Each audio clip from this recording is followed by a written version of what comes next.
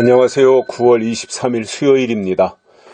요즘 날씨가 좋아서 최고의 가을을 보내고 있습니다. 아주 춥지도 않고 덥지도 않고 바람은 시원한 바람이 살랑살랑 불어오고 낮에는 좀 따갑기는 하지만 습도가 없다 보니까 덥지는 않고요. 또 아침 저녁으로는 선선한 것이 아주 좋은 계절을 지금 우리가 보내고 있습니다. 물론 우리가 아직 그 코로나 이 우한 폐렴 때문에 좀 불안한 마음이 많이 있지만 그래도 이러한 계절을 우리가 만끽할 수 있으면 좋겠습니다. 하나님이 주신 좋은 계절 우리가 좀 이렇게 누리면서 여러 가지 어려움 가운데서 그래도 좀 위로가 되고 기쁨이 솟아났으면 좋겠다는 바람을 가져봅니다. 오늘 말씀은 고린도후서 7장 1절입니다.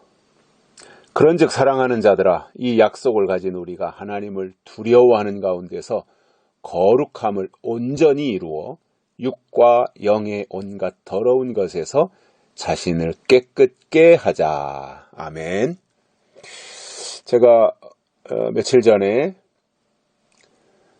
하나님은 거룩하신 분이고 하나님 우리에게 원하시는 것이 거룩이며 우리가 닮아야 될 것도 하나님의 거룩이고 거룩해야 하나님이 거기에 인을 치신다 이런 말씀을 드렸는데 그거에 대해서 오늘 바울이 7장 1절에서 설명합니다.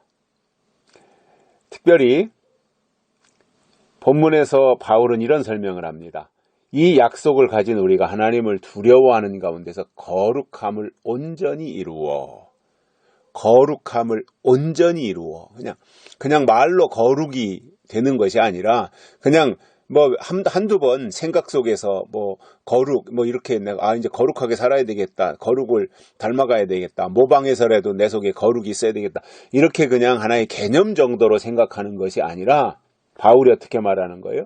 하나님을 두려워하는 가운데서 거룩함을 온전히 이루어. 온전히 거룩해지라는 거예요. 여기서 온전이라는 게 뭐예요?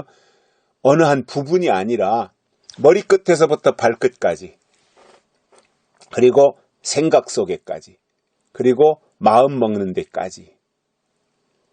이게 전체가 다 거룩해지는 것이 온전히 거룩해지는 거예요. 하나님은 우리가 어느 부분, 이게 아닙니다. 온전히, 거룩함을 온전히 이루어야 되는 거예요. 닮는 것도 그렇잖아요. 물론 조금이라도 한 부분이라도 닮으면 이제 닮은 것으로서 기뻐할 수 있는데 빼다 박는다 그러죠. 빼다 박는 아주 판박이니 그런 표현을 하잖아요. 아주 빼다 박았다 그러고 그렇게 닮으면 좋아하죠. 그죠? 아들을 낳았는데 그 아들이 아버지를 꼭 빼닮았다. 그러면은 좋아하잖아요. 저도 아들 둘인데 큰 아들은 이 친가를 닮았고 작은 아들은 외가를 닮았어요. 외탁을 했어요. 생김새도 그렇고 성격도 그렇고. 근데 이제 큰 애를 낳고 어렸을 때 보니까 저희 이제 그 작은 아버지가 계신데 작은 아버지가 저 어렸을 때 이제 갓 태어나고 아주 어렸을 때 같이 사셨으니까 저를 아실 거 아니에요? 제가 태어났을 때. 그러니까 제가 아들을 낳고 얼마 안 있다가 돌 때였나? 언젠가 작은 아버지가 한번 오셔서 신영이를 보시더니 저 어렸을 때하고 똑같다는 거예요. 특히 제가 어렸을 때 입술이 그렇게 예뻤대요. 작은아버지 말씀에. 입술이 참 예뻤다 그러시더라고요. 근데 신영이가 저하고 입술이 똑같다는 거예요. 그리고 얼굴 생김새나 이런 게 닮았다. 똑같이 닮았다. 이런 얘기를 하는데 기분이 좋더라고요. 저를 닮았다고 하니까. 신앙이 뭐예요? 하나님을 닮는 거예요. 근데 어떻게 닮아야 돼요? 발가락만 닮는 게 아니라, 눈썹만 닮는 게 아니라, 귓방만 닮는 게 아니라 온전히 닮아야 되는 거잖아요. 그러니까 온전이라는 게 중요한 거예요. 온전히는 구석구석 모든 면에서 성품까지, 생각까지, 마음까지, 행동까지, 외모까지 이게 다 온전한 거잖아요. 그러면 하나님은 영이신데 그 하나님을 표현하는 가장 정확한 말이 거룩하시다. 하나님은 영이신데 거룩하신 분이시다. 그 하나님이 우리에게 원하시는 것은 거룩이다.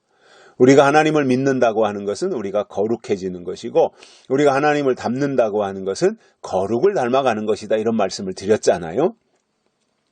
그런데 오늘 바울이 구체적으로 거룩을 어떻게 이루어야 되느냐? 온전히 이루라는 거예요. 그러니까 시시껄렁하게 뭐 교회에 왔다리 갔다리 이게 아닙니다. 신앙은 온전히 그분을 닮아가는 거예요. 그리고 하나님을 빼다 박을 정도로 닮으면 그게 하나님의 아들인 겁니다. 하나님은 아들에게 하나님의 일을 맡기시는 겁니다. 이것이 마지막 때 하나님의 역사인 것입니다. 그러면은 왜 거룩함을 온전히 이루어야 되는가? 우리가 온전히 거룩해져야 되는 이유가 뭐냐면 그 다음에 이렇게 말합니다. 육과 영의 온갖 더러운 것에서 자신을 깨끗게 하자. 거룩해야 육과 영의 온갖 더러운 것이 범람하잖아요. 이 세상은 우리를 내버려 두지 않아요. 사탄은 우리가 믿음으로 살고 하나님의 뜻대로 살고 약속으로 살고 거룩해지는 것을 사탄은 절대 원치 않아요. 그러니까 별의별 방법으로 방해 공작을 하는 거예요. 무너뜨리는 거죠. 허무는 거예요. 우리가 거룩을 향해서 나가지 못하도록 사단은 어떤 모양으로든지 허물어요. 그것이 친한 친구를 통해서 할 수도 있고 가족을 통해서도 때로는 할 수 있고 믿었던 교회의 같은 믿음의 동지들을 통해서도 그러한 일이 일어날 수 있어요. 이게 사탄은 오히려 친밀한 사람을 통해서 그 사람의 거룩을 무너뜨리는 거거든요. 공격해가지고. 사탄은 우리가 하나님을 닮아가는 거룩을 붕괴시키면 성공하는 거예요. 사탄은. 그래서 하나님과 닮은 꼴이 나오지 않게 만드는 거예요. 그러면 사탄은 성공하는 거예요. 그러니까 수단 방법 가리지 아니하고 어떤 방법 다 동원해서라도 무너뜨리는 거지요. 신앙을 무너뜨리고 허물고 좌절하게 하고 낙심하게 하고 실망하게 하고 그래서 자꾸 점과 흠이 되게 만드는 그 일을 하는 거거든요. 그럼에도 우리 속에 하나님의 약속이 절대적으로 중요하고 하나님의 예언의 말씀이 우리 속에 비중을 크게 차지하고 있으면 점점 시간이 지남에 따라서 우리가 거룩함을 온전히 이룰 수 있는 거예요. 그렇다고 해서 우리가 신의 경지에 당장 올라간다는 말이 아닙니다. 성화라는 거 있잖아요. 성화, 거룩해진다고 하는 이것은 한 번에 되는 게 아니에요. 단계 밟아가면서 조금씩 되는 거예요. 한 번에 되는 게 아니에요. 아브라함이 의롭게 되는 것도 아브라함이 믿음이 조상이 된 것이 하루아침에 된 게 아니에요.